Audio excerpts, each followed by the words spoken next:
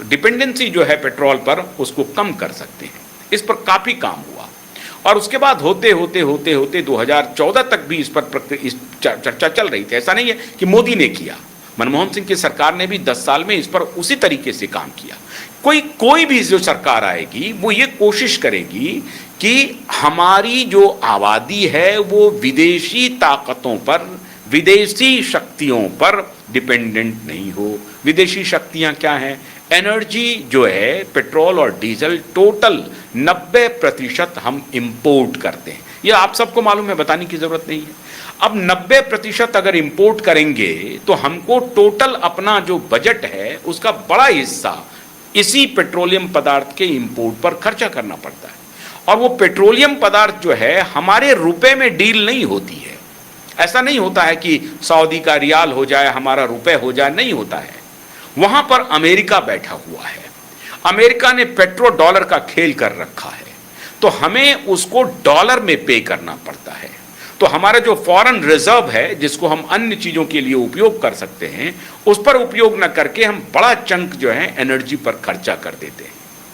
और ये जो डॉलर है उसकी हेजेमनी हमने नहीं बनाई है, अमेरिकन, यूरोपियंस, ब्रिटिशर्स इन सब ने मिलकर के बनाई है। रशिया उससे वॉर कर रहा है क्योंकि रशिया उस मामले में शक्तिशाली देश है। रशिया की स्थिति हमारी स्थिति नहीं है।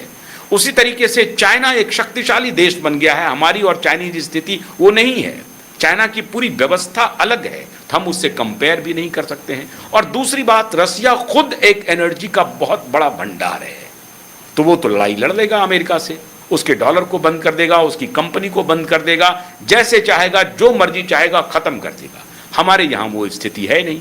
तो हमें या तो रसिया पर डिपेंडेंट होना होगा या अमेरिका पर डिपेंडेंट होना होगा या अन्य देश जो कि पेट्रोलियम प्रोडक्शन करते हैं उनके ऊपर डिपेंड रहना पड़ेगा। खाड़ी के देशों पर डिपेंड रहना पड़ेगा, ईरान पर, सऊदी अरब पर, यूएई पे, इस पर रहना पड़ेगा। और अभी अमेरिका ने वेनेजुएला पर कब्जा कर लिया है, तो वेनेजुएला से भी तेल खरीदना पड़ सकता है। तो हमारी डिपेंडेंसी इन देशों पर रहेगी। अब उसका क्या तरीका है कि हम इस डिपेंडेंसी को हटाने के लिए या तो हम अपना ऑल्टरनेट व्यवस्था कर लें, कुछ वैकल्पिक व्यवस्था करें एनर्जी का। वैकल्पिक व्यवस्था में क्या क्या हो सकती है?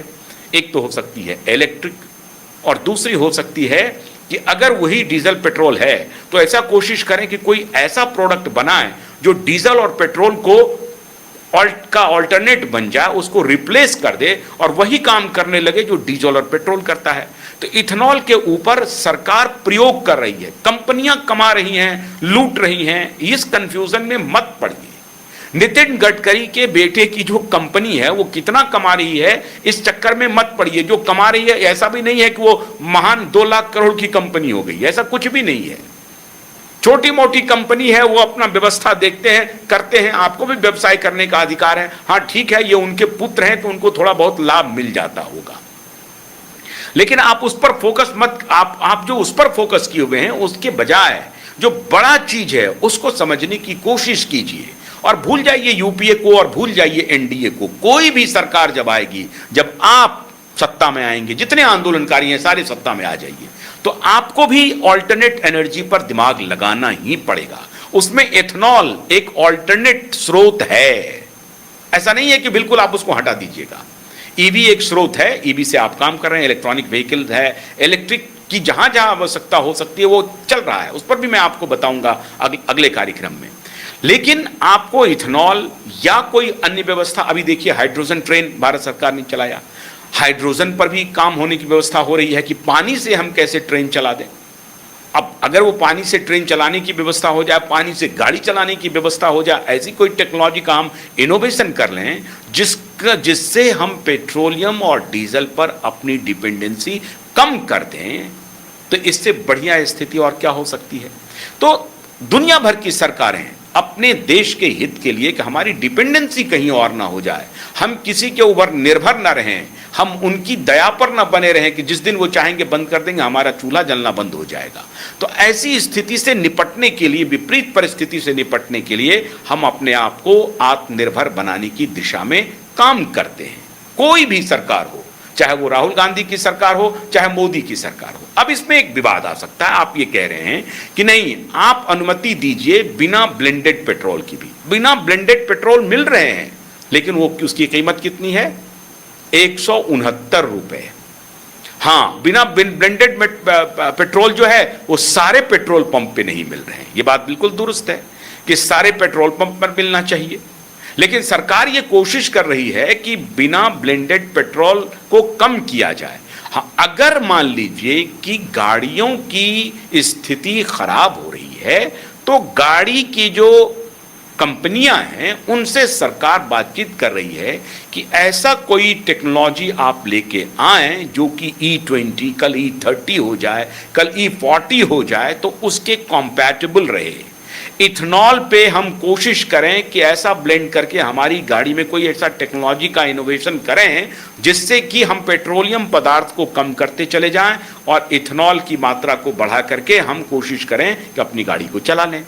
या अगर हम 50-50 कर दें, एनर्जी 50 कर लें, अगर 50% इथेनॉल और 50% पेट्रोल हो जाए तो बल्ले बल्ले हो जाएगा। दो तरह से उसमें फायदा होगा। भारत एक कृषि प्रधान देश है और हमारे यहाँ गन्ने की खेती बहुत होती है। इसके अलावा जो चावल से, मक्का से, उससे भी कह रहे हैं कि मक्का से भी इथेनॉल होता है, चावल के भी इससे इथेनॉल होता है, गन्ने से भी इथेनॉल होता है। जो जो क्रॉप हैं उस क्रॉप से अगर इथेनॉल बनने लगे तो हमारी मोटे तौर पर जो हमारी इकोनॉमी है वो एग्रेरियन इकोनॉमी है, तो पूरा किसान भाई इससे फायदा उठा सकता है और डिपेंडेंट के डिपेंडेंट हो जाएंगे, इंडिपेंडेंट हो जाएंगे, आत्मनिर्भर हो जाएंगे। हमारी डिपेंडेंसी किसी अन्य पर नहीं रहेगी। तो एक बहुत बड़ा गेम प्लान है जो ये नहीं चाहती है कि भारत इस दिशा में आए। लेकिन अगर किसी गाड़ी की खराबी हो रही है, कॉम्पेटेबिलिटी का सवाल उठ रहा है, तो सरकार ऐसा थोड़ी है कि असंवेदनशील है। जिस तरह से सोशल मीडिया पे ये फैलाए जा रहे हैं कि देखिए हमारी गाड़ी खराब हो रही है, चला दिया, बिना शोध के चला दिया, बिना इसके चला दिया, ऐसा नहीं है।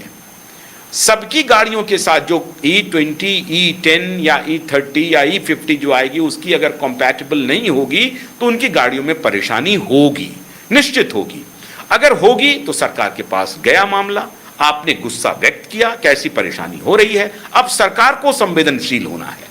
संवेदनशील होकर के सरकार को आपको सेटिस्फाई करना है कि आपका जो कंसर्न आया है उस कंसर्न को बिना किसी पॉलिटिकल गिमिक के, जो पूरा कंप्लीट साइंटिफिक तथ्य है उसके हिसाब से हम चल रहे हैं और आप इंश्योर मैं आपको कर रहा हूं कि आपकी गाड़ी खराब नहीं हो रही है। ये वैज्ञानिकों का कहना है।